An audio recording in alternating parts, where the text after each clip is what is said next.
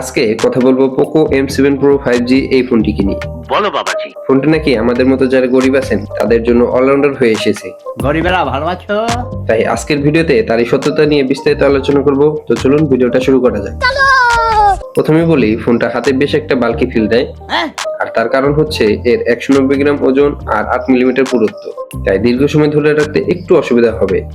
আমি কিছুতেই মেনে নিতে পারবো না। প্লাস্টিক ফ্রেম আর পলিকার্বনেটের তৈরি ব্যাক হলেও ফিনিশিং বেশ ভালো।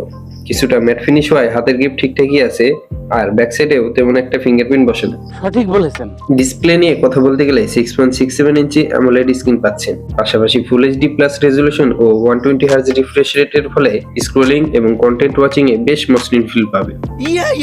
2100 নিটস পিক ব্রাইটনেস থাকায় আউটডোর এবং ডিরেক্ট সানলাইটেও স্ক্রিন বেশ স্পষ্ট দেখা যায়। এছাড়া সামনের পাঁচল ক্যামেরাটাও ঠিকঠাক পজিশনেই আছে। পারফরমেন্সের বেলায় দেওয়া রয়েছে Dimensity 7025 আলট্রা, পাশাপাশি 8GB LPDDR4X RAM আর 256GB UFS 2.2 স্টোরেজ ভেরিয়েন্ট। দৈনন্দিন সকল কাজের ফাঁকে কন্টেন্ট ওয়াচিং এবং হালকা ভিডিও এডিটিং সব একদম স্মুথ চলবে। তবে হাই গ্রাফিক্স গেম বা 4K ভিডিও রেকর্ডিং করলে একটু হিট ও ফ্রেম রেট লক্ষ্য করবে। ক্যামেরা সেগমেন্ট নিয়ে বলতে গেলে 50 মেগাপিক্সেলের মেইন আর 2 মেগাপিক্সেলের ডেপথ সেন্সর রয়েছে, যা দিয়ে দিনে অসাধারণ ছবি তুলতে পারলেও রাতে বা কম আলোতে কিছুটা নয়েজ দেখতে পারবেন। এইটা আমরা জানতাম। তবে সামনের 20 মেগাপিক্সেল সেলফি ক্যামেরা ব্লগিং বা ইউটিউবিং রেকর্ডিং এর জন্য মোটামুটি যথেষ্ট।